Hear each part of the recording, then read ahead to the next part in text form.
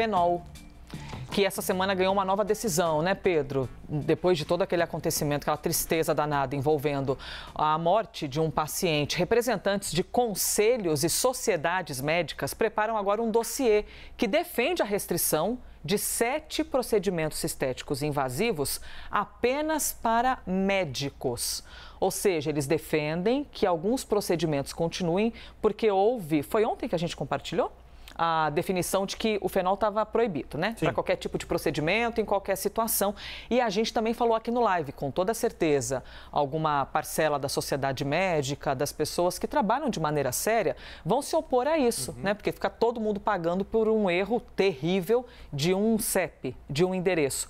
Como é que funciona isso agora, Pedro? Eles estão defendendo que alguns procedimentos sejam mantidos?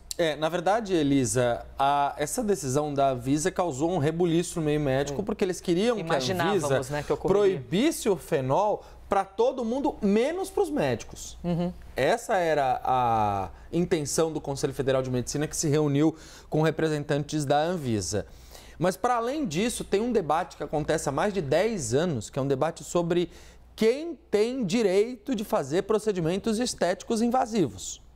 E os médicos reivindicam que só eles possam fazer alguns procedimentos específicos. Essas imagens que a gente vê na tela, Elisa, eu retirei de um dossiê de 79 páginas preparado por sociedades brasileiras de cirurgia plástica e dermatologia, que mostram as consequências de procedimentos feitos por pessoas sem preparo em brasileiros. São mais de 80 casos que são listados como problemáticos, procedimentos invasivos que são feitos em pessoas que acabam, sendo vítimas de alguns profissionais que não têm o treinamento adequado, que não têm o preparo adequado e que, mais importante do que qualquer outra coisa, Elisa, que não tem a retaguarda adequada para, se você tiver um problema de saúde, você saber como socorrer esse paciente. Quais são esses procedimentos que os médicos querem exclusividade na realização? A gente preparou uma arte que mostra exatamente os 7 procedimentos que foram defendidos por essas sociedades, pelas organizações dos médicos, como procedimentos que deveriam ser exclusivos dos médicos e não deveriam ser autorizados para outras categorias. A toxina botulínica é o primeiro, é um procedimento que tem vários tipos de uso, pode ser usado para marcas de expressão no rosto, pode ser usado para articulação temporomandibular, pode ser usado para retenção de suor, então eles entendem que deveria ser exclusivo dos médicos. Os bioestimuladores de colágeno também são substâncias que são aplicadas geralmente no rosto com injeção para poder fazer com que o corpo produza mais colágeno e a pele também. A queima e a remoção de feridas é o terceiro ponto, e esse é um ponto importante porque muitas vezes uma mancha de pele pode ser um câncer. E quando você tem um procedimento errado, você pode acabar causando uma lesão maior e espalhando aquelas células cancerígenas pelo corpo do paciente. Em quarto lugar, a gente pode até colocar em tela cheia, que acho que dá para enxergar, mais claramente. Obrigado, Natan. Em quarto lugar, aí os peelings químicos, Elisa, que tem não só o peeling de fenol, mas outros elementos também mais corrosivos e que podem causar impactos na pele das pessoas. Em quinto lugar, os preenchimentos, né, que são feitos com vários tipos de substância na boca, no rosto. Em sexto lugar, o PMMA, que é um derivado do plástico, que também é usado para fazer preenchimento local em alguns lugares do rosto, enfim, em alguns lugares do corpo, que é uma substância super arriscada. Se não tiver a aplicação correta do jeito certo, pode ter problemas bem sérios. Em sétimo lugar, o endolaser, que é aquele laser que é aplicado no tecido subcutâneo com um feixe de laser e fibra óptica para poder acessar a pele dos pacientes. Então, o que eles estão dizendo? Estão dizendo: esse tipo de procedimento é invasivo, é perigoso, é arriscado. Só um médico tem formação, tem habilidade, tem capacidade para fazer. Mas quem está do outro lado não concorda com essa regra. Então, Pedro, porque assim, se a gente mantiver o olhar, e eu sei que você vai trazer essa outra questão, se a gente mantiver o olhar apenas nas questões sanitárias, é uma coisa, os cuidados e tudo mais. E a gente sabe que isso também tem um efeito econômico. Sim. Porque se você limita que centenas de clínicas nas ruas, no shopping, façam esse tipo de intervenção, você traz então os pacientes, ou em teoria teria de trazer, diretamente apenas para quem está habilitado. E isso também tem um efeito financeiro. Por isso que é muito sensível. E por isso o nosso olhar maduro em relação a isso, né? De trazer os dois olhares sobre isso. É o Conselho de Medicina? O CFM e as sociedades médicas, isso. O que eles pensam e o que esse outro lado pensa que você vai trazer para a gente, né? O que você está classificando como questão econômica, né? A presidente da Associação Nacional dos Esteticistas, com quem eu conversei, a Márcia Larica, chama de reserva de mercado para os médicos. Vamos entender por quê. Vamos ouvir o que ela disse.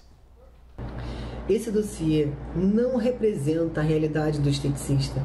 Não fazemos invasivos, mas intradérmicos subcutâneos que constam do catálogo do curso superior de estética autorizado pelo MEC. O que precisamos é que o governo crie o Conselho Federal de Estética para fiscalizar e coibir tudo que está errado na área.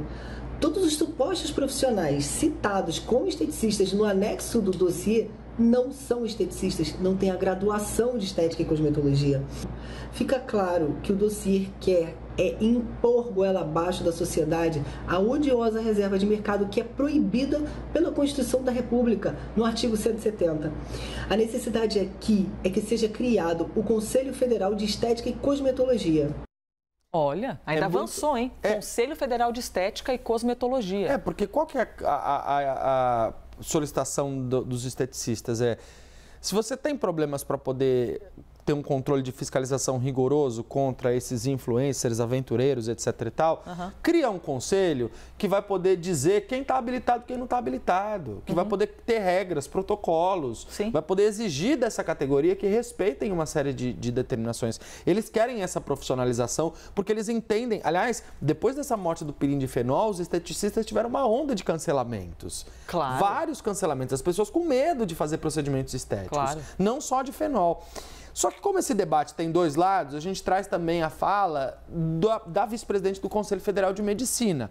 Ela conversou com a gente na CNN, no Novo Dia, a Rosilane Rocha, comigo e com a Carol Nogueira, e falou, Elisa, que é uma questão de saúde pública, restringir esses procedimentos para os médicos. Vamos ouvir. O fenol não é o culpado.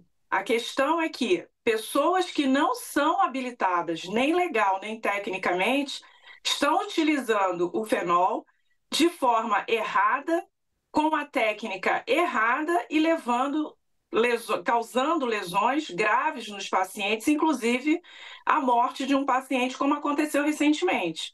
Então, o que nós pedimos à Anvisa é que houvesse um controle da prescrição que deve ser realizada sob prescrição médica. O perigo que existe quando um profissional que não tem habilitação técnica e nem legal realiza procedimentos que são privativos dos médicos.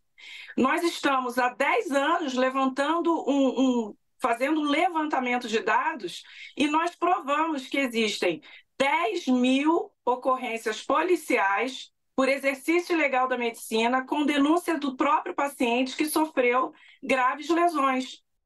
O debate é polêmico, tem dois lados muito claros. A recomendação que a gente faz para as pessoas é não confiem apenas no número de seguidores. Pesquisem o nome do profissional nas entidades médicas ou da classe do respectivo profissional para ter certeza de que aquele procedimento que você vai fazer com aquela pessoa é seguro. Elisa. Pedro Duran, para variar, sendo bem amplo aqui no debate, nos assuntos com a gente. Obrigada, Pedro. Valeu.